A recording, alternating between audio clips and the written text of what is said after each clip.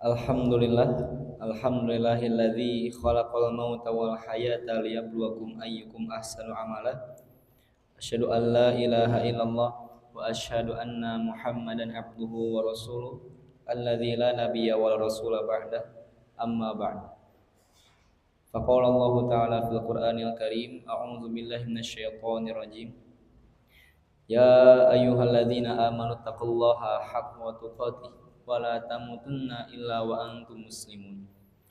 Wa qala aidan fi ayatil ukhra a'udzu billahi minasyaitonir rajim. Afa hasibtum annama khalaqnakum abasan wa annakum ilaina la turja'un.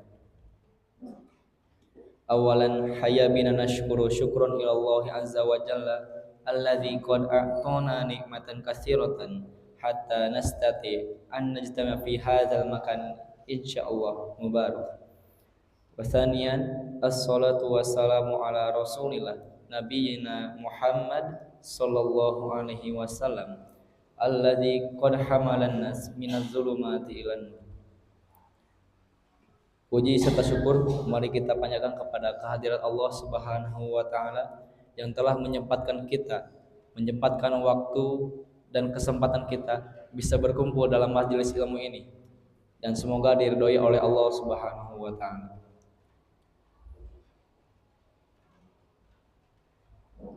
Dalam hakikat seorang manusia, maka ada satu ayat yang muncul dalam Quran surah Al-Zariyat, wa ma khalaqtul jinna wal insa illa liya'budun.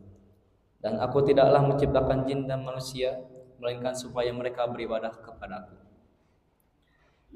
Ayat yang familiar ini yang telah kita ketahui bersama bahwa seharusnya hakikat seorang manusia itu dapat diketahui bahwa penciptaan manusia hanyalah untuk beribadah kepada Rabb-nya. Maka orientasi seorang manusia harus seimbang. Jikalau dia mengejar duniawi, maka harus menyeimbangkan dengan akhiratnya. Tidaklah seorang manusia yang mengejar dunia tanpa mementingkan akhiratnya, maka terjerumuslah ia kepada kemaksiatan. Sebagaimana yang tadi disampaikan dalam Quran surat Al-Mu'minun ayat 115, apa hasibtum annama khalaqnakum abasan? Apakah kamu mengira bahwa sesungguhnya kami menciptakan kamu secara main-main? Wa annakum ilaina la turja'un, dan bahwa kamu tidak akan dikembalikan kepada kami. Maka ayat ini menjadi renungan oleh kita semua, bahwa apakah kita tinggal di dunia hanyalah untuk main-main saja, ataukah memang ada sebuah tujuan visi yang harus kita tunaikan. Sebagaimana suatu pertanyaan dalam Al-Quran, fa aina tazhabun, maka hendak kemana kalian ingin pergi? Maka dijawab pula oleh ayat lain, ilallahi marji'ukum jami'an, maka sesungguhnya kepada Allah lah tempat kembali seluruhnya. Maka tidak ada manusia yang tidak membutuhkan pertolongan Allah Subhanahu wa taala. Jika ada orang yang tidak merasa butuh kepada Tuhannya, maka niscaya ia telah kehilangan arah. Maka perlu untuk direnungkan kembali. Hakikat seorang manusia itu ialah nanti sesuatu apapun yang kita kerjakan di dunia ini, maka hakikatnya pasti kembali lagi, dan itu akan dipertanggungjawabkan oleh kita sendiri. Dan juga disebutkan dalam ayat lain dalam Quran surah Al-Qiyamah ayat 36, ayahsabul insanu ayyutraka sudah. Apakah manusia mengira bahwa ia akan dibiarkan begitu saja? Dalam konsep balaghiyah, ilmu balaghah, ini menjadi teguran. Karena mengapa? Karena ini pertanyaan yang bukan hanya sekedar pertanyaan. Ini sama seperti seorang anak yang oleh ibunya dimarahin. Misalkan anaknya mau keluar main, Terus anaknya bilang, ibu mau main misalkan. Terus kata ibunya, sok main cenah. Sok we main tong balik deui ka imah. Nah, hal ini sama seperti ayat ini. Apakah manusia mengira bahwa ia akan dibiarkan begitu saja? Kan tidak gitu. Ketika kita berpulang kepada Allah, dipanggil berpulang kepada Allah, maka hanya dua pilihannya, antara surga ataukah neraka. Maka ini yang harus kita pelajari bersama. Harus kita renungkan kembali bahwa tujuan hidup kita di dunia perlu diketahui bahwa jika Allah memerintahkan kita untuk beribadah, bukan berarti Allah butuh kepada kita, tapi memanglah kita yang butuh kepadanya. Karena Allah Subhanahu wa taala yang sang maha segala penguasa segala sesuatu, maka tidak pantaslah kita seorang makhluk yang kecil ini merasa sombong atau takabur.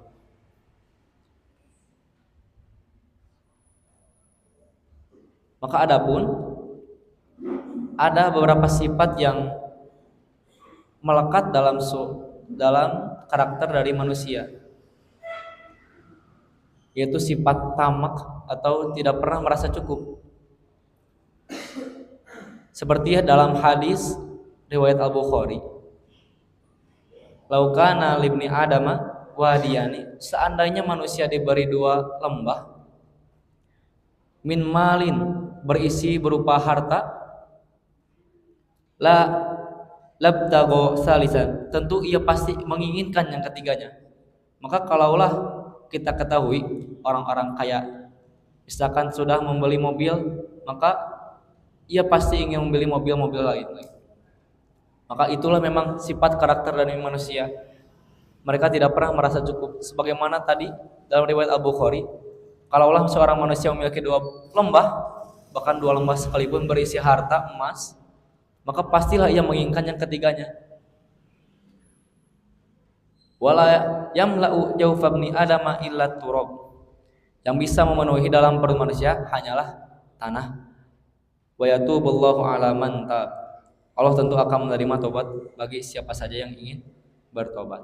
Nah, maka dalam buku Ustaz Aceng Zakaria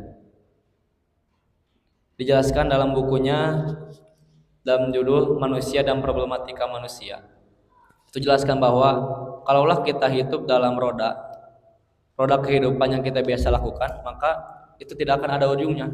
Semisal seorang petani yang bangun dini hari, kemudian ia siap-siap untuk pergi ke sawah. Jikalau petani itu ditanya, kenapa bangun dini hari untuk, misalkan saya ingin siap-siap pergi ke sawah. Dengan apa Anda pergi ke sawah? Saya ingin makan dulu agar punya tenaga. Makan biar apa? Makan biar punya tenaga. Kemudian tanya lagi, tenaga biar apa? Supaya bisa mencangkul untuk apa? Untuk menanam padi untuk apa? Padi untuk menjadikan beras. Kemudian beras untuk apa? Untuk makan. Kemudian makan untuk apa? Untuk kuat. Maka manusia itu akan terjebak dalam roda perputaran itu saja.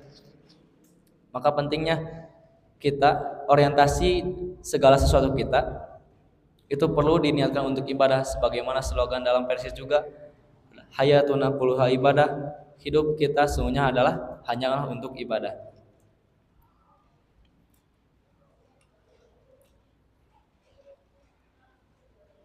Dan juga dalam surah Al-Takasur juga dijelaskan, terlebih dalam ayat 1, alhaakumut takasur, itu menjelaskan bahwa kemegahan atau kekayaan itu telah mencelakakan kalian. Memang betul terbukti, bahkan ketika seseorang yang memiliki kecubukan berlebih itu dapat menjerumuskan untuk bermegah-megahan, atau misalkan membeli barang-barang yang tidak jelas fungsinya untuk apa.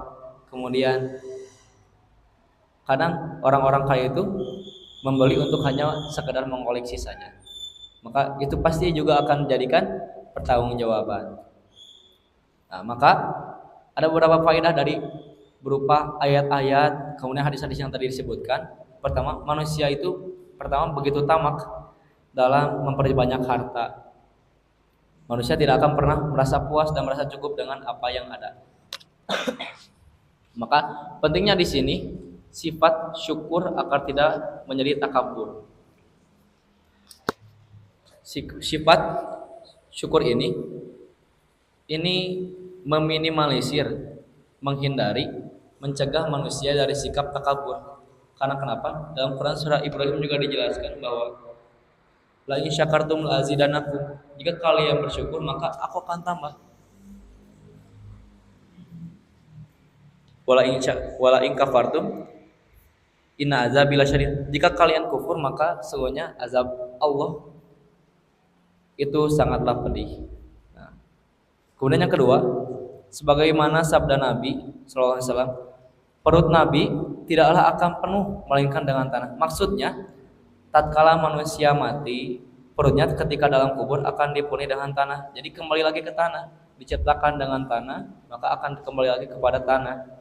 Maka perutnya akan merasa cukup dengan tanah tersebut hingga ia pun kelak akan menjadi serbuk yang sudah tidak berupa lagi manusia yang utuh.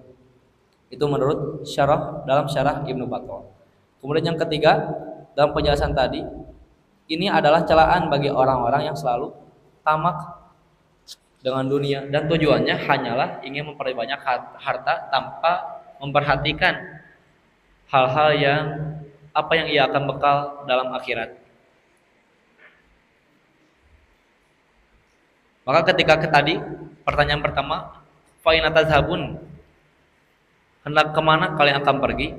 Maka ini bisa kita analogikan dengan kehidupan kita sehari-hari. Misalkan seseorang ingin berpergian atau mudik, ibu-ibu misalkan. Kita ingin pergi misalkan kita ingin mudik ke Pangalengan. Kita ingin tinggal di sana seminggu, maka pastilah kita akan mempersiapkan apa saja yang kita butuhkan ke tempat tersebut.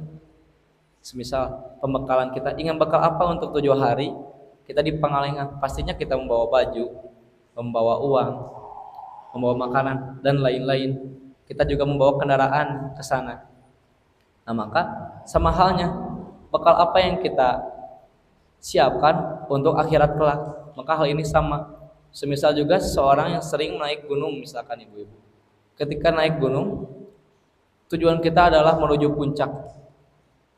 Menuju puncak tersebut kita perlu tenaga yang pentingnya.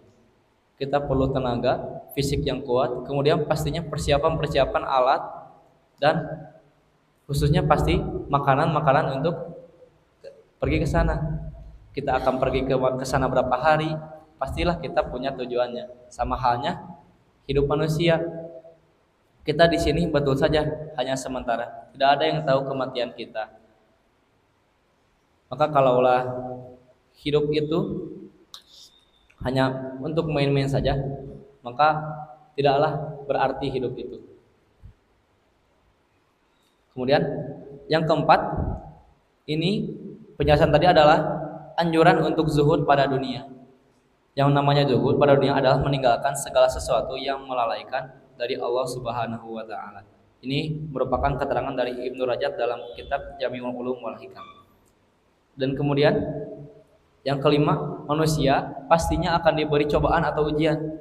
Nah, maka bagaimana kita menghadapi cobaan dan ujian tersebut? Apakah kita akan terus mengeluh ataukah kita akan terus bersyukur dan kemudian meminta pertolongan kepada Allah? Ada yang bersyukur dengan apa yang diberi. Kalaulah diberi ujian, pasti ada yang bersyukur dan juga pastinya ada yang mengeluh. Maka secara hakikatnya kekayaan yang hakiki itu sebagaimana hadis Nabi Rasulullah SAW bersabda, laisal ghina, kekayaan yang hakiki bukanlah an kasratil arodi, bukanlah dengan banyaknya harta, walakinnal ghina, akan tetapi sesungguhnya seseorang yang kekayaannya hakiki itu ginan nafsi, adalah kekayaan dalam hati. Maksudnya hati yang selalu bersyukur, hati yang selalu tenang, terus beribadah, hati yang tidak mempunyai rasa-rasa penyakit-penyakit hati dalam diri itu. Maka ada doa yang Rasulullah SAW ajarkan untuk kita untuk menghindari tadi bermegah-megahan, kemudian rasa sombong yang terlena dalam dunia. Nabi SAW menjawabkan doa seperti ini. Allahumma inni as'alukal huda wattaqwa wal afafa wal ghina. Allahumma inni as'aluka, ya Allah, sesungguhnya aku meminta kepadamu al-huda, petunjuk, wattaqwa, ketakwaan, wal afa, dan sifat afaf, sifat pemaaf, wal ghina, dan sifat kecukupan dalam memiliki harta. Nah, maka An-Nawawi rahimahullah mengatakan afaf dan iffah bermakna menjauhkan dan menahan diri dari hal-hal yang tidak diperbolehkan. Sedangkan al-ghina tadi adalah hati yang selalu merasa cukup dan tidak butuh pada apa yang ada di sisi manusia. Nah, semoga Allah menjadikan kita sebagai hamba yang selalu memiliki sifat syukur dan tidak memiliki rasa sedikit pun takabur, tidak iri kepada saudara kita yang memiliki harta berlebih. Maka kita perlu syukuri nikmat-nikmat yang telah Allah berikan kepada kita. Maka sebagaimana dalam hadis Nabi, unsuru ila, maka lihatlah, janganlah kalian melihat orang yang berada di atas kalian, tapi lihatlah orang yang berada di bawah kalian. Kalaulah kita terus-menerus melihat orang-orang kaya yang selalu memiliki segala sesuatu dalam harta, maka kita pastilah tidak akan merasa puas. Tapi ketika kita melihat orang-orang yang berada di bawah kita, maka pastilah kita akan bersyukur. Mungkin itu saja yang bisa saya sampaikan, kurang lebihnya mohon maaf. Ditutup dan Rabbana atina fid dunya hasanah wa fil akhirati hasanah wa qina adzabannar. Aqulu qouli hadza wa astaghfirullah li wa lakum. Wassalamualaikum warahmatullahi wabarakatuh. Dilanjut.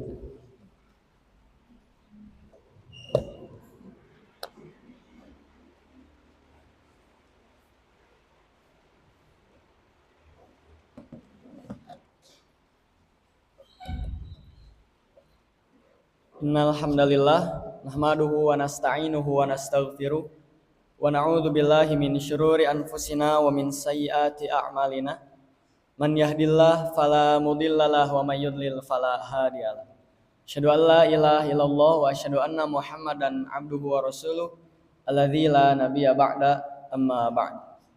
Puji serta syukur mari kita panjatkan kepada Allah Subhanahu wa taala, Tuhan semesta alam yang telah memberikan banyak sekali nikmat gitu kepada kita.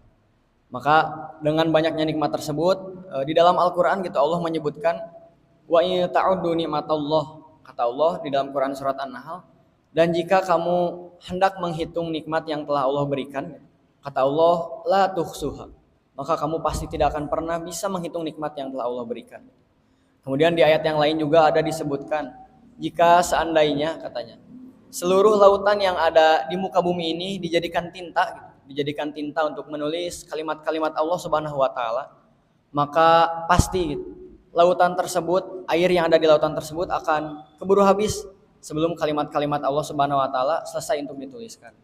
Dan bahkan ketika didatangkan kembali lautan tersebut, maka tetap saja gitu, sebanyak apapun lautan tersebut tidak akan pernah bisa mencukupi untuk menjadi tinta menuliskan kalimat-kalimat Allah Subhanahu wa taala. Nah, ibu-ibu yang dirahmati oleh Allah Subhanahu wa taala, kita sebagai manusia itu memiliki 3 sahabat. Saya umpamakan dulu gitu. Sahabat yang pertama kita sebut saja si A misalkan. Nah, dalam menyikapi sahabat si A ini, kita berlaku totalitas gitu. Maksud berlaku totalitas itu berlaku sepenuh hati gitu ya. Dipika dedeh gitu sahabat si A yang pertama mah. Mau apa kita kasih, minta bantuan misalkan, kita tolong dan lain sebagainya. Jadi intinya kita kepada sahabat si pertama ini atau kepada sahabat si A ini totalitas gitu, memberikan sepenuh hati gitu, sepenuh hati kita kepada sahabat yang pertama ini. Kemudian ada sahabat yang kedua gitu, kita sebut lagi misalkan sahabat si B, sahabat B gitu. Nah sahabat si B ini kita menyikapinya biasa-biasa saja gitu, tidak seperti kita menyikapi sahabat si A tadi. Menyikapi sahabat si A tadi mah kan totalitas lah misalkan. Kemudian sepenuh hati dalam menyikapi sahabat si A, dipika dedeh. Kalau kita berlaku kepada sahabat si B mah biasa saja gitu. Netral, tidak terlalu berlebihan, tidak terlalu juga nggak pisan gitu. Jadi sikapnya netral gitu kepada kita menyikapi sahabat si B ini. Kemudian sahabat yang ketiga adalah kita sebut sahabat si C gitu. Nah, dalam menyikapi sahabat si C ini kita sangat acuh gitu ya. Kalau tadi misalkan menyikapi sahabat A mah sangat totalitas gitu, sangat sepenuh hati. Kemudian menyikapi sahabat yang kedua, sahabat B mah standar lah, tidak terlalu berlebihan, tidak terlalu juga enggak teuing gitu, tapi standar. Kemudian sahabat yang terakhir, sahabat si C ini, kita menyikapinya itu tadi sangat acuh gitu. Kalaulah kita umpamakan misalkan memberi baju, memberi pakaian, sahabat si C mah masih anaknya anu tos belel misalkan, sisa-sisa terakhir gitu menyikapi sahabat si C ini, sahabat yang ketiga. Nah kemudian pada suatu hari si orang tersebut yang menyikapi tiga sahabat tersebut dipanggillah ke pengadilan. Dipanggil ke pengadilan dan dalam hatinya dia yakin gitu. Kenapa yakin? Karena dia memiliki sahabat A pertama tadi. Sahabat pertama yang selalu digugu, yang selalu dilayani dengan sepenuh hati. Dia yakin bahwa adanya sahabat yang pertama ini, sahabat yang ini akan yang membantu dirinya gitu untuk menghadapi persidangan. Kemudian dia datang ke sahabat si A, meminta bantuannya, yang meminta diantarkan, kemudian meminta dibantu dalam melakukan persidangannya. Gitu. Tapi sayangnya, gitu, sikap yang telah ia berikan secara totalitas pada sahabat si A ini, malah tidak ada timbal baliknya sama sekali. Sahabat si A ini katanya, mangga weh gitu pada ke pengadilan mah, abdi mau nganyajab, mau ngabantosan. Gitu kata sahabat si A. Sehingga si orang ini ya tentu kecewa gitu ya.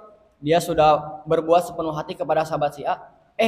Ketika dimintai bantuan, sahabat si A tadi malah ya istilahnya melupakan kebaikan-kebaikan yang pernah orang tersebut berikan kepadanya. Kemudian dia masih punya harapan gitu karena masih memiliki dua sahabat lagi. Kemudian dia mendatangi sahabat si B itu ya, sahabat yang kedua. Untuk sahabat si B ini ada sedikit lumayan gitu. Ketika dimintai bantuan, sahabat si B ini dia bilang, hayu atuh upami bade ka pengadilan mah ku abdi dijajab. Tapi dimintai bantuannya itu hanya cukup sampai mengantarkan saja. Tidak mau sampai dia misalkan si B ini membantu dia di pengadilan gitu. Kemudian si orang tersebut yang menyadari gitu. Kalau hanya bisa mengantarkan ya buat apa gitu. Karena inti yang benar-benar ia butuhkan adalah membantunya di pengadilan gitu. Nah, kemudian dari sahabat B ini sama gitu, tidak ada harapan gitu. Sehingga ia dengan rasa malu gitu, dengan terpaksa gitu Bu kumaha deui gitu. Gaduh sahabat teh hiji deui terakhir anu si C tadi. Anu dalam menyikapinya teh tadi gitu, hanya biasa-biasa saja. Akhirnya dengan rasa malu ia datang ke sahabat si C. Minta bantuannya untuk diantar juga untuk dibantu dalam pengadilannya. Nah, tapi alhamdulillah gitu, walaupun tadi menyikapi sahabat C ini, sahabat yang ketiga ini panyesaan gitu Bu kasar nama. Tapi sahabat si C ini katanya dia bilang mangga atuh ku abdi jajab, ku abdi bantosan di pengadilan. Nah, walaupun tadi menyikapi sahabat C ini tadi sisa-sisa gitu, tidak sama sekali tidak memperhatikannya, malah mengacuhkannya. Tapi gitunya timbal balik yang diberikan itu jauh lebih besar. Ketika dimintai bantuan ternyata sahabat C ini walaupun diacuhkan gitu ya, mau mengantar yang pertama, yang kedua mau juga membantu di pengadilannya. Nah, inilah ketiga sahabat yang kata Rasul disebutkan gitu ya bahwa yasba'ul mayyita salatun. Nah, yang akan mengikuti mayat itu, yang akan mengikuti seseorang sampai kuburnya ada 3 kata Rasul. Nah, sahabat yang ketiga tadi saya umpamakan seperti itu gitu. Sahabat yang pertama gitu ya, bahwa kata Rasul fayarji usnani wa yatsba'uhu ma'hu wahidun. Bahwa dari ketiga sahabat tersebut, 2 deui mah bakal uih gitu. Tidak akan mengantarkan, tidak akan membantu. Dan yang satu lagi ma'ahu wahidun.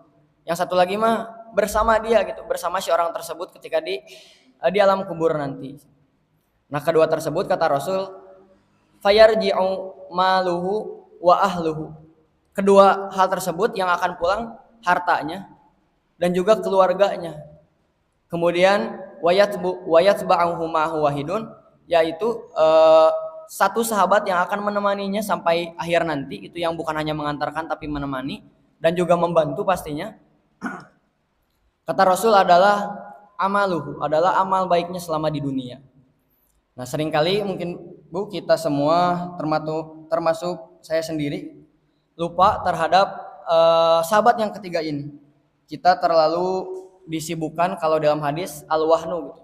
Hubud dunia wa karahiyatul maut. Kita terlalu disibukkan dengan urusan dunia, cinta terhadap dunia yang berlebihan sehingga kita karahiyatul maut, kita takut akan mati. Tadi ya disebutkan oleh pemateri pertama gitu. Ketika manusia itu memiliki suatu lembah emas, dia pasti menginginkan yang keduanya. Ketika punya yang kedua, pasti menginginkan yang ketiganya dan juga seterusnya. Maka di akhir hadis tersebut disebutkan tidak ada yang bisa memenuhi rongga mulut manusia gitu. Maksudnya tidak ada yang bisa memenuhi keinginan manusia illat turab kata Rasul, kecuali tanah. Nah, apa yang dimaksud dengan tanah ini gitu? Nah, yang dimaksud dengan tanah ini adalah sebuah kematian gitu tadi.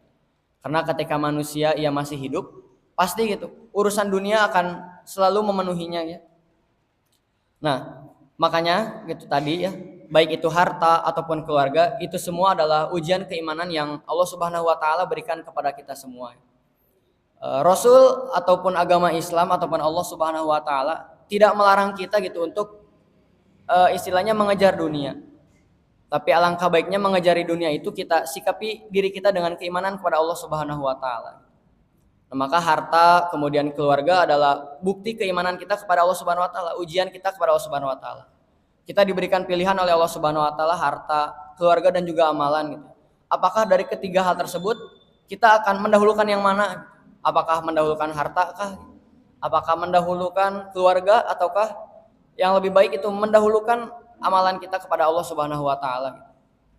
Ya karena tadi gitu ya, kita sebagai umat Islam yang sudah berikrar beriman pada Allah Subhanahu wa taala pasti akan diberikan banyak sekali ujian keimanan gitu. Ujian-ujian yang Allah berikan. Disebutkan di dalam Al-Qur'an surat An-Nahl lagi. Kata Allah Subhanahu wa taala, "Ahasiban nasu ayyutraku ayyaqulu amanna wa hum la yuftanun." Kata Allah Subhanahu wa taala, "Ahasiban nas," katanya. Apakah para manusia akan mengira bahwa ayyutraku ayyaqulu amanna, mereka akan ditinggalkan oleh Allah Subhanahu wa taala padahal ayyaqulu amanna, padahal mereka mengatakan kami beriman. Nah, ayat ini menyebutkan bahwa Allah itu berfirman gitu ya. Allah berfirman bahwa apakah manusia teh bakal mengira gitu bahwa manusia yang sudah mengatakan beriman akan diberikan kehidupan yang santai-santai saja, hidupan yang tenang-tenang saja, padahal mereka telah mengatakan beriman gitu. Wahum la yuftanun kata Allah terakhir. Padahal sedangkan mereka tidak diuji. Sehingga di sini kita dapat memahami gitu. Kita yang sudah berikrar beriman pada Allah Subhanahu wa taala pasti akan selalu diberikan ujian keimanan oleh Allah Subhanahu wa taala gitu. Apapun bentuknya. Seperti tadi misalkan dalam bentuk harta, bentuk keluarga dan lain sebagainya. Walaupun kita harus yakin gitu, ujian-ujian yang Allah berikan kepada kita semua adalah ujian yang kata Allah disebutkan la yukallifullahu nafsan illa wus'aha. Bahwa Allah memberikan ujian kepada kita semua itu illa wus'aha, kecuali Allah jauh lebih tahu bahwa ujian tersebut mampu kita hadapi. Karena kan sering kali gitu, kita beranggapan gitu setiap ujian yang diberikan oleh Allah Subhanahu wa taala itu terlalu berat misalkannya ya, baik itu tadi keluarga ataupun harta. Karena jika kita melihat gitu, para sahabat, para nabi-nabi terdahulu, ujian keimanan mereka itu sangat berat sekali gitu, jauh dari kita. Kalau dari kalangan nabi misalkan kita ambil Nabi Ayub alaihissalam. Kita tahu gitu ya Bu, Nabi Ayub itu diuji dengan keimanan yang sangat luar biasa sekali. Yang pertama, mulai dari ia kehilangan harta bendanya, kehilangan segala asetnya gitu oleh musibah gitu ya, oleh bencana alam. Kemudian tidak cukup dari situ, Nabi Ayub ditimpa dengan anak-anaknya yang ikut meninggal semuanya. Kemudian tidak cukup dari situ juga, akhirnya Nabi Ayub tertimpa penyakit yang kita tahu gitu ya. Penyakit tersebut hingga membuatnya ya istilahnya dijauhi oleh masyarakat, bahkan dijauhi oleh istrinya karena banyak disebutkan saking bau lah gitu, saking ya jijik gitu untuk melihatnya. Kemudian itu mungkinnya dari sahabat dari kalangan para nabi. Kemudian kalau kita ambil lagi itu dari kalangan para sahabat, ada seorang sahabat yang namanya yaitu Ammar bin Yasir ya. Nah, Ammar bin Yasir ini sekeluarga gitu ya. Ia adalah keluarga budak yang mereka ini sekeluarga budak ini masuk ke dalam Islam, kemudian diketahuilah oleh majikannya gitu. Nah, majikannya tentu tidak terima ketika budak-budaknya malah masuk Islam. Kemudian dikumpulkan, disiksa gitu ya. Yang di suatu hadis disebutkan ibunya gitu yang bernama Sumayyah, ibu dari Ammar ini yaitu sampai disiksanya besi katanya. Besi, tombak besi gitu. Dibakarlah ujungnya sampai panas gitu, sampai warnanya memerah. Kemudian si besi tersebut ditusukkan gitu ya oleh kaum kafir kepada ibunya tadi dari tangkuknya sampai menembus gitu, mohon maaf, dari kemaluannya. Tidak bisa kita bayangkan gitu ya. Ujian terberat yang diberikan gitu. Ketika ditusuk, kemudian ayahnya Yasir, ayahnya pun sama gitu. Ia disiksa dengan tidak manusiawi. Ada banyak gitu ya cerita yang mengisahkan bahwa ayahnya itu ditali gitu ya, tangannya, kakinya, kaki kanan ditali ke kuda gitu, kaki kirinya di tali juga ke kuda. Kemudian kuda tersebut saling berlari melawan arah sehingga tubuhnya terbelah menjadi dua. Tidak bisa kita bayangkan gitu, ujian yang sangat berat sekali diberikan oleh Allah kepada umat Islam terdahulu. Tapi tentu gitu ya, ujian kualitas keimanan orang-orang terdahulu berbeda gitu ya dengan kualitas keimanan yang kita punya sekarang. Mungkin itu gitu untuk contoh-contoh ujian keimanan yang Allah berikan itu sangat luar biasa sekali kepada para sahabat dan kepada para nabi. Nah, maka kita harus bersyukur gitu.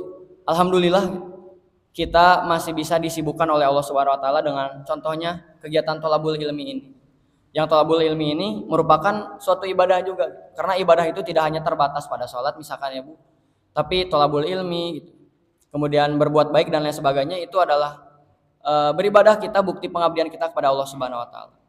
Ya tadi juga disebutkan oleh pemateri pertama bahwa wala in syakartum la azidannakum. Kata Allah, jika kalian bersyukur la azidannakum, maka akan aku tambahkan kepada kalian. Walaupun mungkin Bu secara kita lihat secara rasional gitu ya, misalkan ketika seorang nih misalkan panen beras misalkan.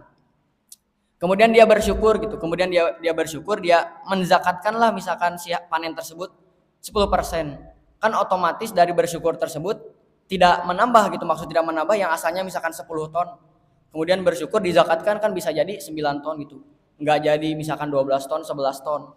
Nah, tapi Islam gitu ya bukan agama yang melulu kita pahami secara logika gitu. Ketika hal tersebut wahyu dari Al-Qur'an ataupun hadis, ketika hal tersebut misalkan tidak masuk akal, maka wahyu tersebut harus kita terima gitu. Seperti kisah Isra Mi'raj gitu yang tidak masuk akal gitu ya ketika Nabi terbang dari dunia menuju langit ketujuh gitu. Nah, tapi selama itu bukan wahyu, selama itu masih istilahnya pendapat manusia, masih bisa kita cerna ulang gitu. Seperti contoh kisah perang Khandaq gitu. Perang Khandaq yang ketika itu sahabat dan Rasul sedang berkumpul untuk membahas strategi perang yang cocok. Nah, kemudian ketika Rasul sedang menyampaikan strategi seperti ini, adalah satu sahabat yang bernama Salman Al-Farisi. Sahabat Salman Al-Farisi ini bertanya, "Ya Rasul, apakah strategi yang kau sampaikan adalah wahyu?" Kata Rasul, "Bukan, ini mah ya hanya strategi yang saya miliki." Nah, maka Salman Al-Farisi dia, "Kalau ini bukan wahyu, izinkan saya berpendapat yang saya rasa ini lebih bagus." Nah, maka terjadilah perang Khandaq yang kita ketahui. Nah, mungkin itu saja gitu Bu yang bisa saya sampaikan. Semoga apa yang bisa saya sampaikan ini bermanfaat, kemudian bisa meningkatkan kualitas keimanan kita kepada Allah Subhanahu wa taala, semakin membuat kita bersyukur gitu bahwa alhamdulillah kita masih disibukkan dengan beribadah mengabdi kepadanya. Sekian yang bisa saya sampaikan. Rabbana atina fid dunya hasanah wa fil akhirati hasanah wa qina adzabannar. Aqulu qouli hadza wa astaghfirullah li wa lakum. Assalamualaikum warahmatullahi wabarakatuh.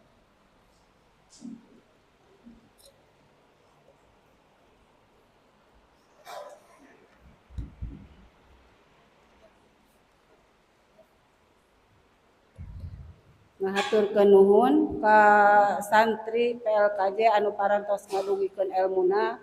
Mudah-mudahan naon anu nembe didugikeun ku aranjeunna sing janten ilmu anu manfaat khususna kangge aranjeunna, umumna kangge ibu-ibu anu ngupingkeun. Supados henteu nyangkolong kana waktos Pak Ustadz Nurdin parantos hadir, urang lajengkeun kana acara nu pokok nyaeta pangaosan anu biasa diayakeun dinten Kemis, nyaeta Pak Ustadz Nurdin. Mangga kangge Pak Ustadz Nurdin nyangakeun waktosna.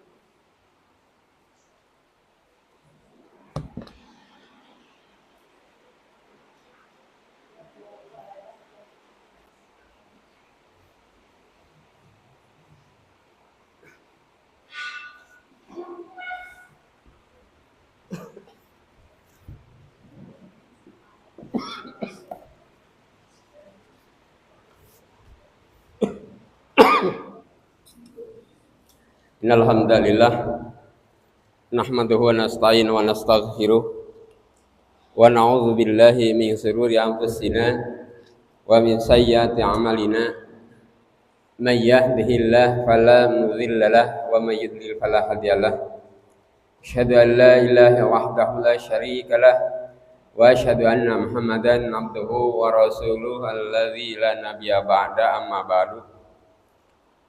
Para hadirin pasistri anu kesimkuring dihormat alhamdulillah dina kaayaan anu diguyur ku rahmat Allah Subhanahu wa taala. Hujan teh rahmat nih. Kadang-kadang urang mah nya ngapa hujan teh hujan deui. Hujan ini padahal rahmat teh nya.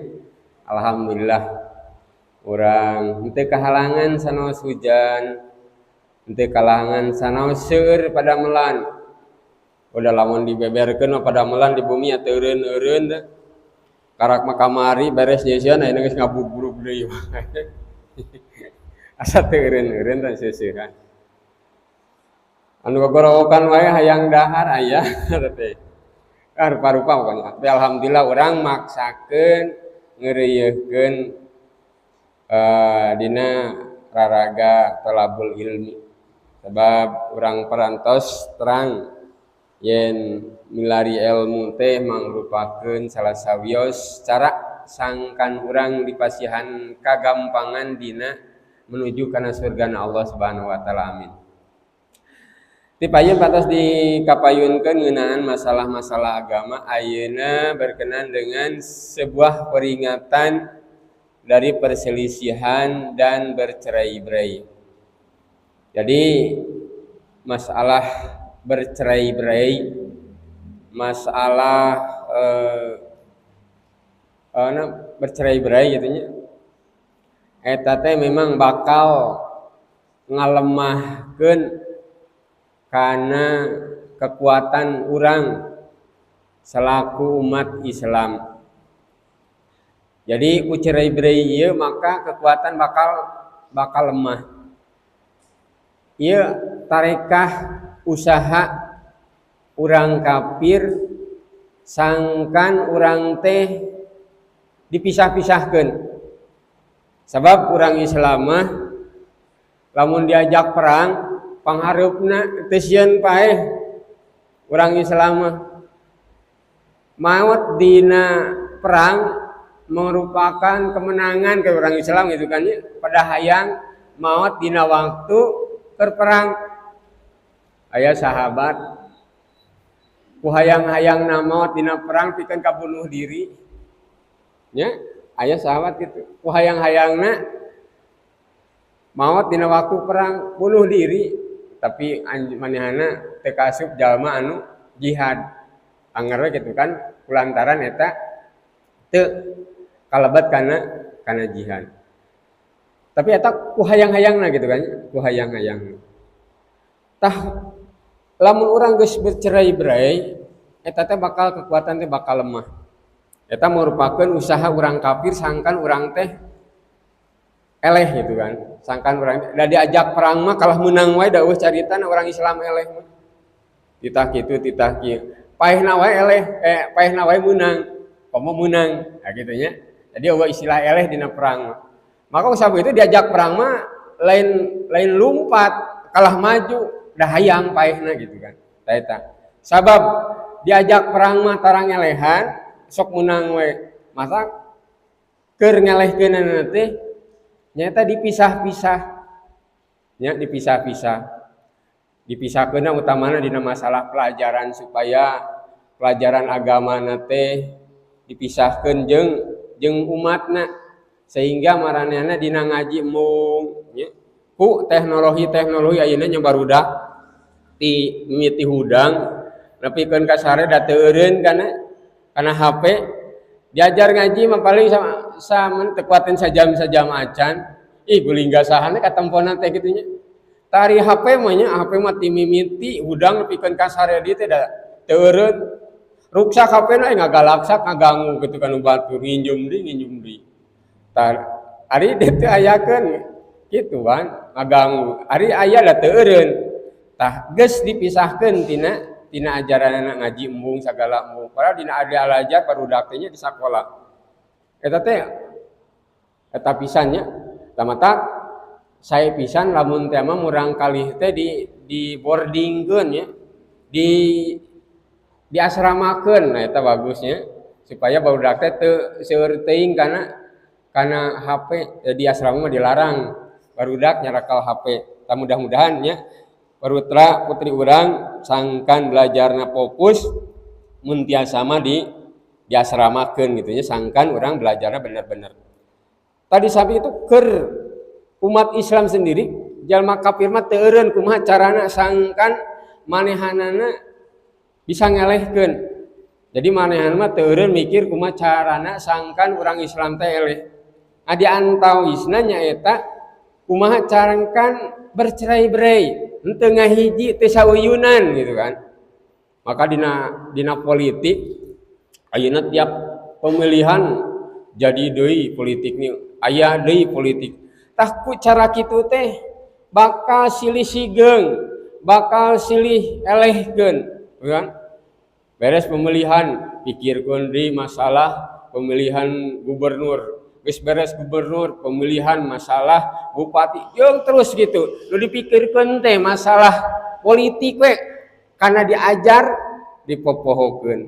Tah itu carana orang kafir sangkan maranehna jauh dina ajaran agamana nepikeun ka bercerai-berai. Tah lamun geus cerai-berai mah pasti bakal mahna.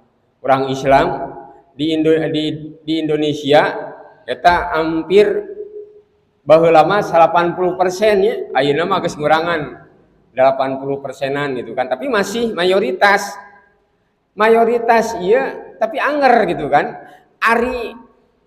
Ari kualitasna goreng makan anger we kan teu bisa menguasai dina segi ekonomi dikuasai ku kafir. Urang Indonesia teh kan katalah subur makmur gemah ripah loh zenawi nya cek paribasana mah. Orang batur nepikeun kepada hayang datang ke Indonesia kulantaran Indonesia teh subur makmur bagaikan mutiara di belahan khatulistiwa cek baheula mah kitu nya. Memang Indonesia mah makmur nya. Melak naon wae kan jararadi alungkeun daun tangkal sampe jadi. Alungkeun ari huy langsung jadi. Ngawurkeun siki tomat, siki cebe jeung jararadi. Ku subur-suburna Indonesia tapi kanyatana kasuburanana teu karasa kamakmuranana. Ya, kok sabur tapi neangan biasa hararese. Neng itu hararese, diajar hararese. Kumaha ieu teh gitu kan. Tah kumaha ieu teh? Tak subur tapi teu makmur. Kamakmuranana dicarakel ku jalma-jalma kafir, ekonominya. Sagala rupa dicarakel kumaha ke pendidikan, jeung sagala rupana dicarakel ku maranehanana. Lamun urang hayang ka luar negeri teu kedah jauh-jauh ka luar negeri. Kali itu ka daerah ke Cikampek geura. Geus luar negeri hungkul kan. Ti mimiti bae isi ayeuna dibuka deui tah. Kawasan lamun di Cikopo mah ke belah kanana aya sugan teh keur naon? Efek teh pabrik ngajalajar gitu kan. Ayeuna ti daerah BIC kali itu ka Jakarta kabeh geus pabrik mah lulu. Eta teh lain urang. Nya nu urang kafir kabeh urang Cina, urang Korea, urang Jepang. Tah lamun hayang ka luar negeri mah kadinya kasih Cikampek ka ditu di luar negeri eta urang di luar negeri bungkul kitu nya. Tah urang mah paling banter pabrik tahu palingnya. Pabrik naon deui? Pabrik cilok kitu. Kan paling bukan hari itu wungkul. Sabab ieu nya geus dipisah-pisahkeun. Kabehanana geus dikuasai ku maranehanana.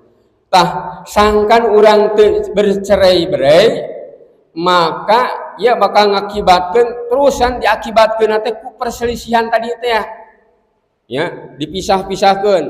Ari geus dipisah-pisahkeun teh ceuk ieu urang nu panghadena, ceuk ieu urang nu panghadena. Tungtungna kan parasea. Jadi geus pasea kitu makan dulur urang di kakaya ku batur diantepkeun da asa jeung musuh gitu kan padahal sa Islam keneh. Gitu kan. Kumaha carana sangkan urang teu bercerai-berai. Maka Allah Subhanahu wa taala mamasihan arahan dina surat An-Nisa kan, dina surat An-Nisa. Ya ayyuhalladzina amanu wa jama'-jama' ariman atiullah wa atiur rasul arane kedah taat ka Allah, taat ka Rasul wa ulil amri minkum sareng ulil amri pemerintah gitu kan, penguasa di antara marpain tanajatum lamun tema maraneh berselisih berdebat pisahin dina hiji perkara fardu ilallah wa rasul maka kembalikan ke Allah sareng ka rasul kuntum tu'minuna billahi wal yaumil akhir lamun aranjeun iman ka Allah kana poe akhir dalika khair wa ahsanu ta'wil eta sahade-hadena akibat eta. Jadi jalan keluar teh taat ka Allah. Taat ka Allah Al-Qur'an. Artinya orang kedah teras-terasan gitu kan ngaji gitu. Teras-terasan mengkaji ulah eureun ku hujan, ulah eureun ku pagawean, ulah eureun ku pedah ustadna teu pika resepeun horeang ustadna ge. Jadi horeang ulah pikeun ka itu urang kedah teras-terasan sangkan urang tetap teguh. Maka dina ayat salis jelaskan wa tashimu bihablillahi jama'a tafarraqu. Dina hadis Abdullah mal jamaah eta marupa perintah sangkan urang bersatu ulah aing-aingan, ulah berpisah, ulah taparruk, ulah nepikeun ka individual gitu kan. Ananiah tapi kedah urang terus-terusan bersatu dina ngajalankeun syarat insyaallah kan kekuatan orang pasti bakal datang. Maka Allah Subhanahu wa taala ya, dina masihan pedomanana masihan jalana di samping kan Allah taat ka Allah nyata Al-Qur'an wa inna hada syirati ya jalan kaula. Maka dina Al-Baqarah dalikal kitab la raiba fi hudalil muttaqin. Jadi Al-Qur'an merupakan kitab Allah. Dina ayat sanesna hada basyairul linnas. Ieu pedoman pikeun manusia. Tadina ayat ya surat Al-An'am. Wa anna hada syirati ieu teh mangrupakeun jalan kaula mustaqiman anu lempeng fattabi'u maka prak geura tuturkeun. Ulah diantep ulah sakada di pajangan. Sok baca, telaah, artikeun, ulah nepikeun ka. Jadi pajangan nungkul kedah dikaji kan, dikaji, diteliti sangkan orang tiasa ngamakeunana jadi pituduh. Jadi ari hidayahna mah geus aya. Al-Qur'an geus pabalatak di imahan, kadang-kadang aya di masihan, Anu penting namanya eta eusina. Taufikna eta Ari Al-Qur'an geus nyampak hareupeun hada dalikal kitabu ieu kitab aya Qur'anna mah nampak tapi nu penting mah pengamalanana hada syirati ieu marupakeun jalan kula mustaqima anu lempeng patabi sok gerak tuturkeun urang kedah nuturkeun kedah taat kana Qur'an anu tadi teh wala tetabi'u subula maka poma ulah rek nuturkeun jalan-jalan subula jama tina sabilun jalan sabilani dua jalan subul jalan-jalan jadi loba ari jalan kebenaran mah ngan hiji gitu nya jalan kebenaran mah Al-Qur'an agama Allah ngan hiji-hijina jalan mah ari jalan kabatilan mah seueur kacida eutak saeutik kan loba nu ngajakan kana jalan mengkol teh nya alasan teh kasibukan teh cuaca teh jalan-jalan ker ka kana teh hade mah gitu kan seueur pisan maka dipakai kalimatna subula teh jama nunjukkeun kana loba ari sabil mah nyata hiji gitu kan wala ana sya'arabuna la ja'ala nasu ummatan wahidah lamun tama Allah ngersakeun ngajadikeun umat wiji wala yajaluna muhtalifina tapi jalma teu eureun-eureun dina perselisihan ila man rahimah rabbah maka kecuali jalma anu meunang rahmat ti pangeranna walidzalika khalaqna sabeta Allah nyiptakeun maranianana daita jadi tabiat ti manusia memang ieu kahebatan manusia diciptakeun ku Allah dipasihan akal ya pulang akal tiap-tiap manusia gaduh pendapat masing-masing diantawis anggota PSSI nu aya di dia lamun disodorkeun hiji masalah pasti eta teh gaduh pendapat masing-masing ya. Maka pasti yang yakin lamun teh mah aya perselisihan terjadi itu suatu kewajaran. Sebab memang iya Allah Subhanahu wa taala geus nyiptakeun model kitu. Maka usah itu lamun teh mah teu aya rahmat illa man rahima rabba, maka lamun teh mah teu aya nya rahmat ya Allah, maka Allah nyiptakeun anu model kitu sangkan urang teh meunang pituduh ti Allah Subhanahu wa taala. Dina kalimat dina ayat nu sanes, man yahdillah fahuwal muhtadi, sing saha anu meunang pituduh Allah. Ya pituduh mah hiji kan, yahdi fahuwa nunjukkeun kana hiji mufrad. Jadi muhtadi nunjukkeun kana mufrad hiji jantan ari pituduh Allah mah geus yakin ngan hiji-hijina nyaeta agama Islam kitabna Al-Qur'an. Wa ma yudlil jeung sing saha jalma nu disasarkeun paulaika. Ari tadi mah huwa hiji. Paulaika mah loba kan. Umul khasyirun eta termasuk jalma anu rugi. Begitu. Janten ari kana kasasaran mah seueur pisan jalana. Gitu kan. Rek kitu seueur pisan keur mengkolkeun tina jalan kadebeng. Jeung eta teh mangrupakeun karugian pikeun urang lamun teh mah urang nya nuturkeun jalan salian ti jalan anu geus dituduhkeun ku Allah Subhanahu wa taala. Mudah-mudahan urang dina rengkak palipola dina langkah teh teras-terasan dibimbing, diaping, dipageran ku Al-Qur'an, ku hadis Nabi Muhammad SAW. Begikeun ka dina setiap gerak langkah palipola urang teh teu leupas dina pager-pager nu tos ditangtukeun ku Allah Subhanahu wa taala. Tah ieu kalakuan modal kieu teh teras-terasan perpisahan, percerai-beraian teh memang kejadian kan merupakan suatu hal anu geus terjadi di zaman terutama nalika dina zaman Bani Israil baheula. Sebab Bani Israil merupakan kaum anu diistimewakeun ku Allah Subhanahu wa taala. Bikeun ka nabi-nabi di pasihan anu kacida seueurna, nikmatan anu kacida seueurna, nepikeun ka hayang itu ieu wae ku Allah di pasihan langsung ti langit nya.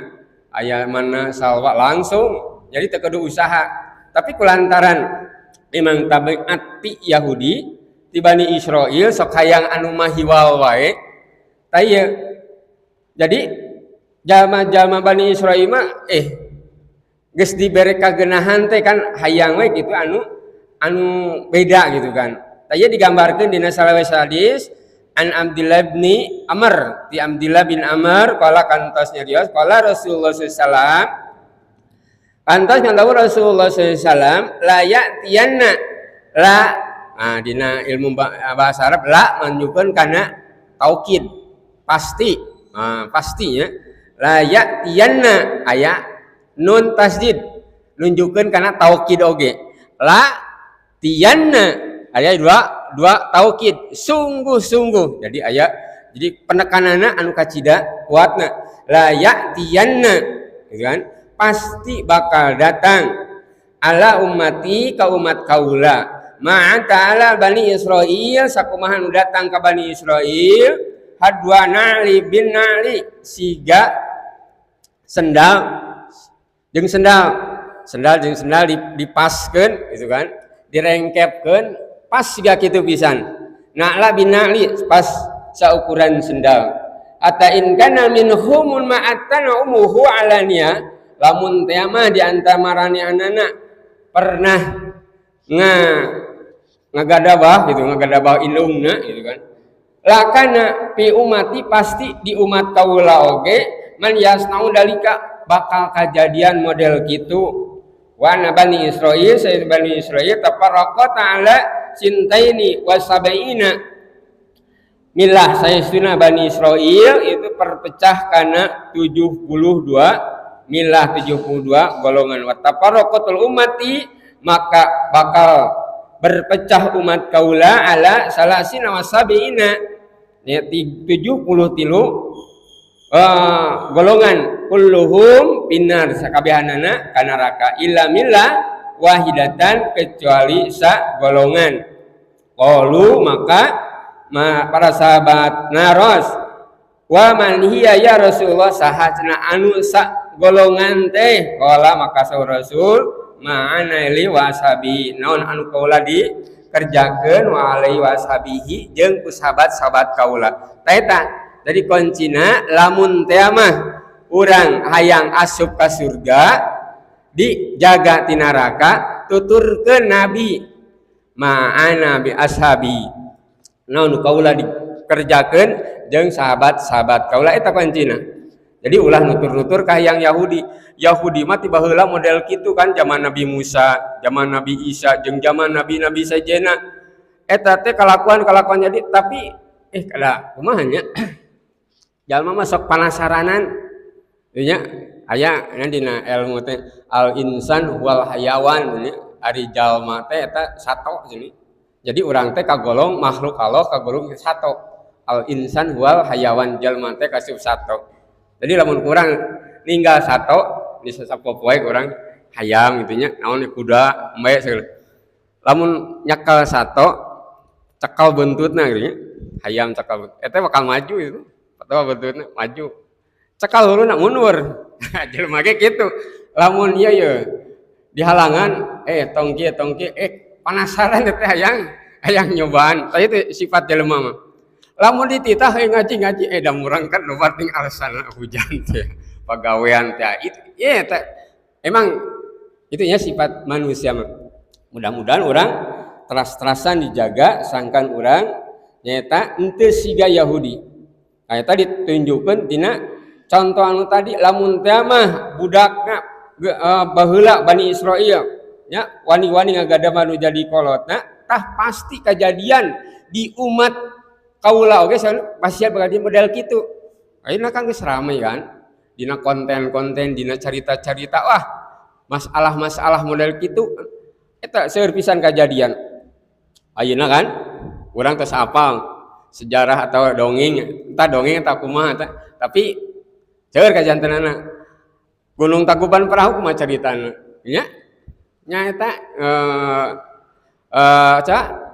Sangkuriang teh, Sangkuriang jeung Dayang Sumbi, pan eta antawis mak sareng anakna itu kan. Tah dina kehidupan sampai seueur bagaimana model gitu. Tah eta kalakuan Yahudi baheula. Jeung pasti jeung Nabi bakal kejadian di umat kaula model gitu. Terus kebagian pagawean Yahudi seueur pisan kan. Sok jalir janji. Di urang seueur jalir janji ayahnya pasti aya we. Tah eta na'la binali sakumaha siga sendal gitu, saukuran jeung sendal.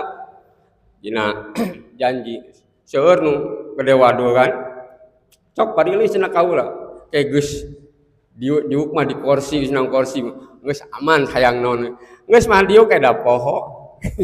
Sebenarnya gitu kejadian seueur dia kajal geus dariuk mah ayeuna kalah jarogen teh gitu kan di ditu nanti lain mah mikirkeun sembako itu kan, sembako di masyarakat mararaha gitu, harga itu harga ieu pabeuli itu ya. Jadi pikiran ngaji, pikiran kebiasa isukan lu kumaha ieu gitu kan, tah ieu.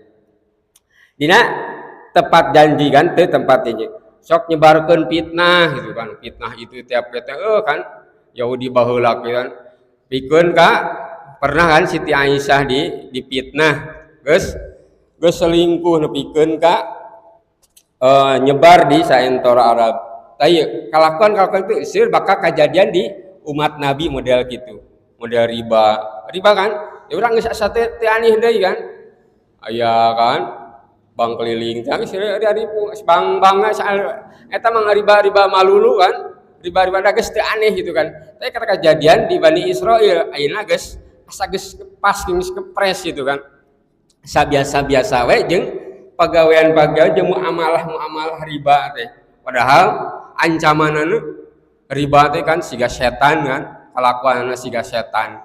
Bahkan macam-macam kan kalakuan atau ancaman-ancaman anu ngadahar barang riba sama gitu eta manfaat pisan keur dikonsumsi kurang maka bakal jadi masalah dina kahirupan moal barakah jeung sajaban dina ngurangi timbangan dina ngabunuh geus biasa kajadian loba pisan kajadian ngabunuh teh asa geus biasa gitu kan saya geus mayahan hayam gitu kan tah ieu kejadian pernah kejadian di zaman baheula ceuk nabi maka kejadian di materi An-Na'la bin Na'li sapres hadwa bin Na'li bin Na'li siga sendal jeung senggan pres pisan. Ayeuna kejadian an seueur pisan kejadian-kejadian atau pagawean-pagawean orang-orang Yahudi anu dipigawe ku urang. Tah eta alhamdulillah urang parantos senantiasa babarengan mengkaji, menelaah, mengaji sehingga orang bisa terjaga tina naon anu baheula ku dipigawe ku urang-urang Bani Israil supaya urang terjaga. Sanaos misalkan urang kitu gara-gara urang kedah balikeun deui gitu kan, kedah luluskeun deui. Tah keur standar naha jalma ieu teh dina kaayana teh geus beres atawa henteu dina kahirupan, maka ieu digambarkeun dina salat. Karena Rasulullah SAW yamsahuna manakibana, maka kayan Rasulullah SAW hadis dikatakan Ibnu Mas'ud bahwa anjeunna nempak ngusap pundak kami bi sholati dina salat yaqulu sanjeunna nyarios istawu wala tahtalifu sok rapetkeun cenah dina salat istawu sok rapetkeun wala tahtalifu ulah berselisih kadang-kadang kan pambung-bung kan dina salat teh ayo padorong-dorong gitu kan tah ulah dugikeun ka tah talipu berselisih patah talipuna puluh bahu maka bakal terjadi hate teh berselisih jadi ngagambarkeun beresna barisan teh hatena we kitu bisa kabayang berarti dina kahirupan oge kadang-kadang urang gengsi gaul jeung si anu mah tah mungkin hatena ge bedel kitu tah gambaran dina kasapoetan tinggal dina salatna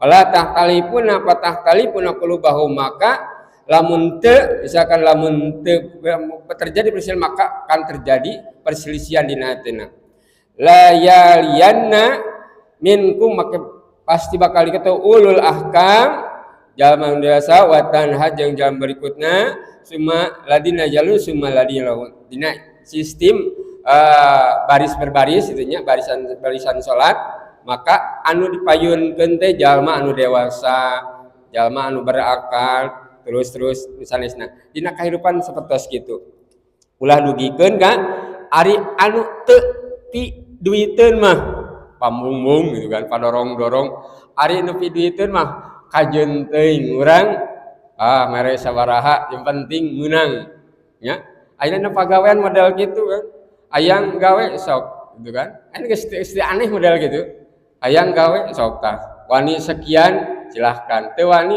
batur loba nu hayangeun sudah terjadi model kitu nah ini kejadian anu terjadi dina kesempatan ayeuna aya oge anu berpendapat cenah ge dina masalah ikhtilaf wajar jika anu tadi kan jalma teh ikhtilaf jalma teh kan berbeda pendapat jadi aya nu nyiptakeun ngajila eta nyin hadis ikhtilafu ummati rahmatun taseur digunakeun ku batur ieu hadis padahal ieu hadis teh para ulama masihan penjelasan nu kahiji al hadisu la yasihu bal huwa batil la salahu ieu hadis teh teu aya teu sah bahkan ieu hadis teh batal teu aya asalna jadi salah sawios ditampina hadis teh nyaeta kedah kahiji sanadna kedah nyambung sanadna nya nabi sahabat terus itu kan tabiin nepikeun kan nulisna kedah aya sadayana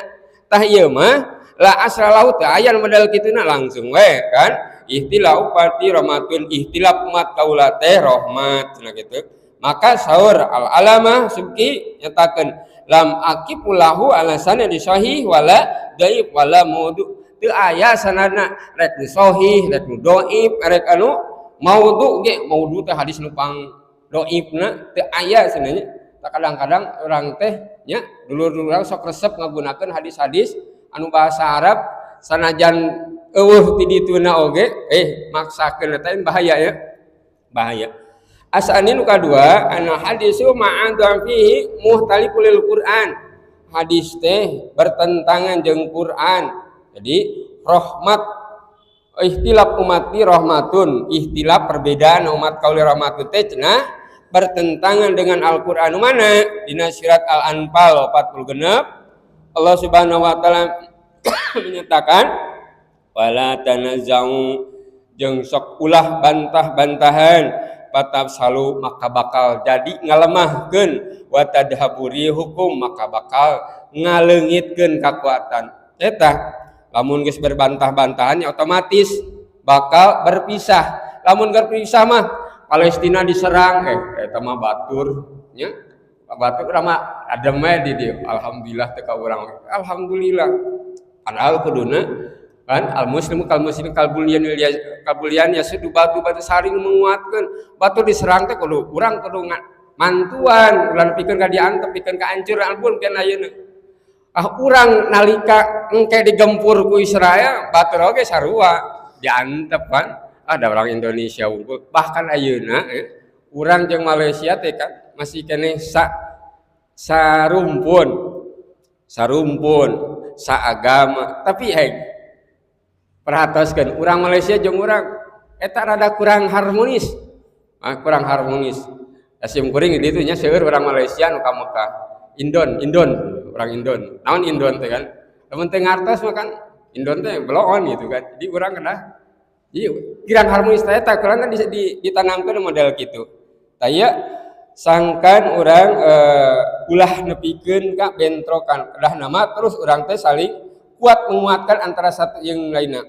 Patap selalu bakal melemahkan otomatis lamun bentrok mah bakal lemah. Batur teh geus hayang ngalemahkeun teh dipisah-pisahkeun. Ari dipisahkeun mah batur digempur man basajena cicing. Kan hancur. Jadi umat Islam di dunia teh kalebat mayoritas. Tapi kunaon teh maju-maju nya dipisah-pisahkeun Arab keur Arabna gitu kan. Mesir ke Mesirna, Indonesia ke Indonesia aing-aingan gitu kan Palestina digempur caricing orang Arab teh padahal amun ngahiji kabeh gitu kan ngahiji kabeh insyaallah kan Amerika mawanin tapi kulantaran masing-masing enjoy kan maihan batur teh sangeunahna gitu kan pada dahaburi hukum maka bakal ngeleungit kakuatan marane dina ayat Hud ayat 118 wala tajaluna muhtalifina jeung ulah senantiasa berikhtilaf berselisih illa man rahimah rabbah kecuali jalma anu jadi jalma anu dikasihan rahmat ka Allah mah insyaallah moal aya perselisihan di urang pasti aya kan perselisihan di PJ aya lamun teh mah di guar-guar pika tersepen aya wae komo melebar ke PC aya gitu kan diantawis individu teh kan anggota-anggota anu teu pikaresepen aya wae gitu kan tapi kulantaran urang mah geus dipager ku mudah-mudahan rahmat Allah maka enjoy gitu kan ya sanaos urang teh resep tutupan we ka resep urang teh tinggal kasayanana gitu kan ulah ditembungkeun ka gorengan tinggalkeun mah ditempokeun seueur sadayana gaduh ka goreng tapi alhamdulillah jantan moal terjadi perselisihan illa lamun teh mah Allah masihan rahmat mudah-mudahan urang dipasihan rahmat ka Allah Subhanahu wa taala dugikeun ka tidak terjadi perselisihan anu matak ngabahayakeun para wargi iman rahimakumullah maka lamun teh mah perselisihan terjadi merupakan rahmat maka kemungkinan dulu para sahabat pasti kan menyampaikan hadis ti Nabi teh gitu kan kadang-kadang sok seueur hadis-hadis anu sami kan anu sami kuat anu sami sahih tadi Imam Ashab nyarioskeun suilal maliku ditaros Imam Malik aman akhadha bi hadisil hadasus siqa an ashabi ngeunaan nyandak hadis anu kuat ti sahabat Rasulullah SAW atura min dalika bisya'an nah bebas nyandak pendapat sahabat lantaran sahabat A bagus kuat jadi sahabatnya sadayana odol jadi dina masalah hadis lamun teh mah nabi ka sahabat teh sahabatna teu dipariksa nah perlu sahabat yang odol setiap sahabat mah adil jadi teu kedah diparios tentang keadilan tentang hakikat sahabat-sahabat mah insyaallah dijamin keadilanana. Maka lamun tema terjadi aturan min dzalika bisyah, lamun tema aya sahabat menyampaikan hadis nah bebas. Nyandak pendapat ti para sahabat qala la wallahu teu wallah demi Allah hatta yasibul haqqo ma haqqo sehingga menang atau mendapati hak tina hak ilal wahidah kecuali wahidah. Jadi lamun tema ayah sahabat bertentangan itu mungkin terjadi bertentangan kemungkinan urangna nu kirang pemahaman gitu kan istilahna mah. Janten sok aya kajantenan hadis-hadis anu seolah-olah bertentangan padahal hakikatna mah teu sahabat tidak mungkin dia menyatakan hadis yang berbeda. Teu mungkin ya. La haqqa illa bil haq wahidah kecuali hak anu bener. Kadang-kadang orang dina pemahamanana anu beda. Wal muhtalifani ucapan anu berbeda yakuna sawaba jami'an teu mungkin kabehana bener mal haqq wasbuna ilal wahidah kecuali hak mah ngan hiji-hijina. Lamun teh mah ya sahabat menyampaikan hadis satu berbeda jeung menyampaikan di hadis anu berbeda. Nah ieu teh dua-duana bener gitu kan. Nah moal mungkin kemungkinan orang anu salah menafsirkan anu salah urang ngoreksina janten urang pentingna urang teras-terasan ngaji teh ulah dugikeun ka nafsirkan ieu hadis teh berbeda gitu kan. Sebab sahabat teu mungkin menyampaikan hadis anu berbeda. Wadalika di anal haq wa hidayat tandulu payajibul basuna anhu bi ikhlas. Janten hak tidak berbilang. Janten hakna satu ya. Hak satu, benaran itu satu. Jadi tidak mungkin ada satu, ada dua. Wajibun alaina bilas maka lantaran terjadi perselisihan, maka kedah dipilari kalawan ikhlas. Kalawan ikhlas berarti bener-bener hayang neangan anu bener teh bener gitu kan. Bener-bener. Wala jidala hatta idza ma dhahara haqqo ittafaqu alaihi. Jadi bener-bener urang neangan hak teh kalawan ikhlas. Aya fanatik organisasi aya ulang-ulang antara di Persis ayo wae gitu kan memperjuangkan Persis henteu wala jidala berdebat penting mah menang ulah gitu kan hatta idza madharul haq maka lamun teh mah geus jelas hak ittafaqal maka sok sepakat sarayana bareng sarayana wa galau nababu syaitan maka sok kunci pintu setan bab setan orang kafir berusaha ka jalma muslim sangkan jalma muslim teh berselisih pikeun ka bisa dikalahkeun.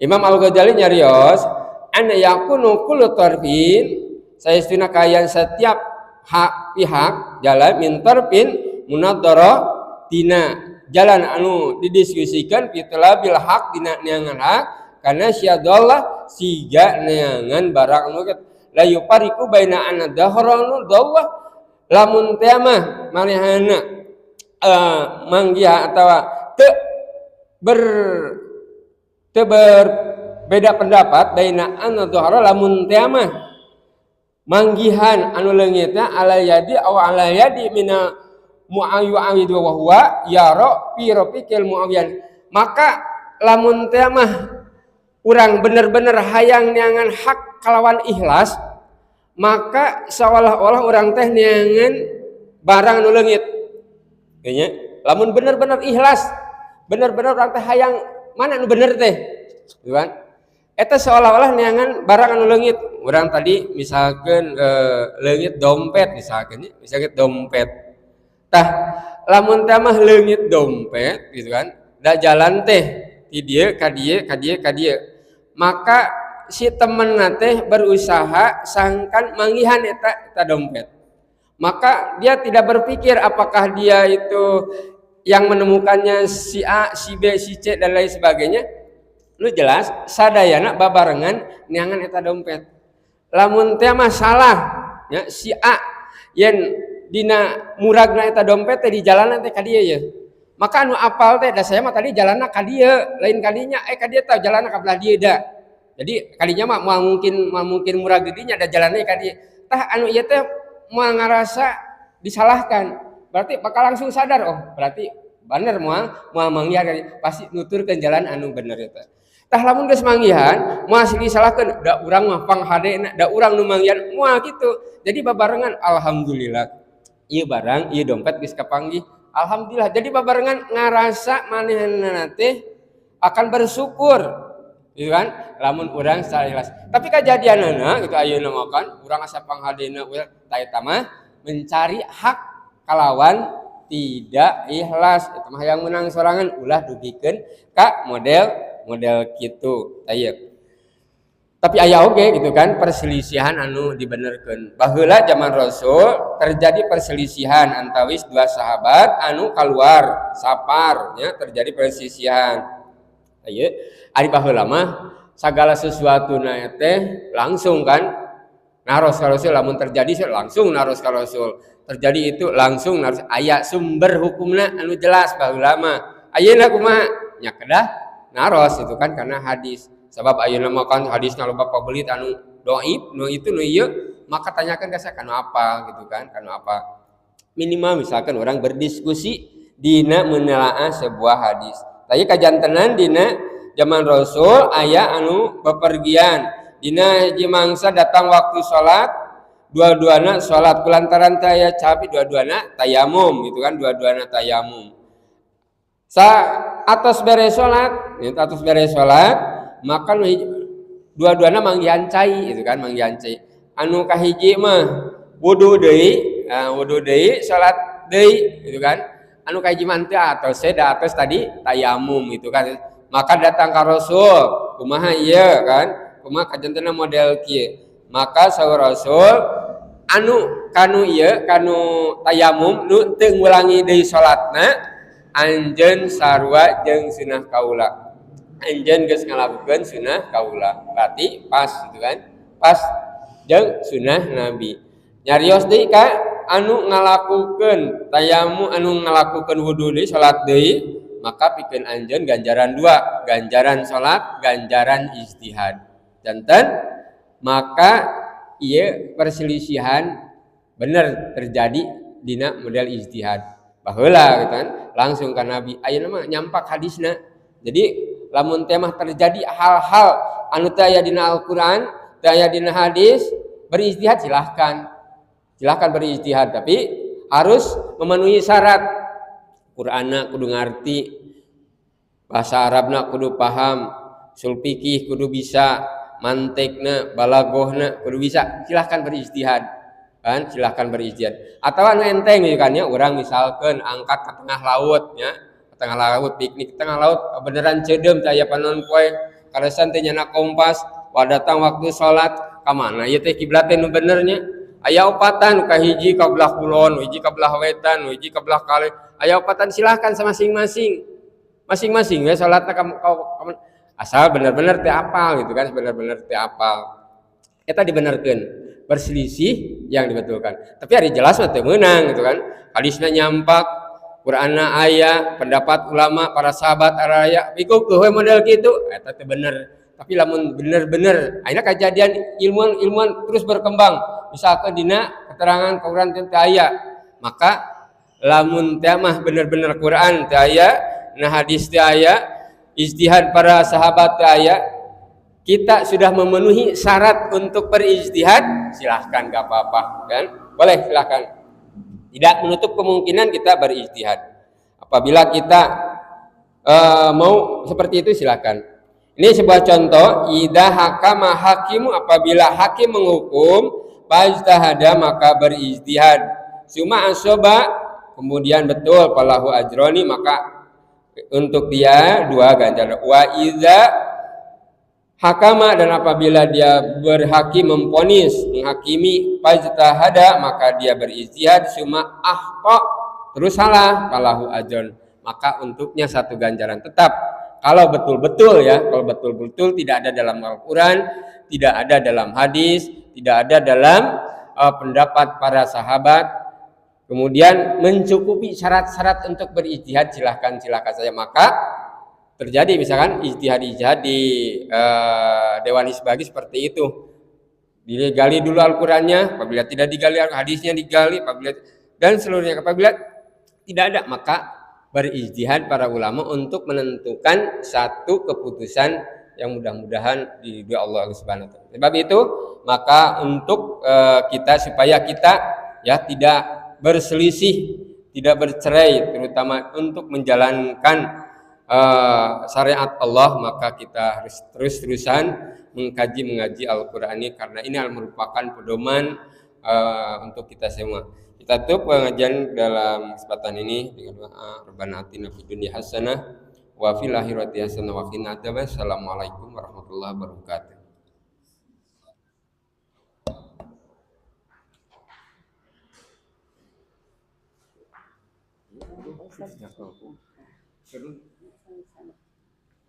Ngaturkeun nuhun ka Pak Ustad Nurdin anu parantos ngadugikeun ilmuna. Ibu-ibu, alhamdulillahnya materi parantos di itu ku Pak Ustad Nurdin kalayan lancar, parantos dugi kangge urang sadayana, mudah-mudahan aya guna sareng manfaatna kangge urang sadaya. Rupina ieu pangaosan urang cekapkeun sakeheula kalayan ditutup ku doa Rabbana atina fid dunya hasanah wa fil akhirati hasanah wa qina adzabannar. Wassalamualaikum warahmatullahi wabarakatuh.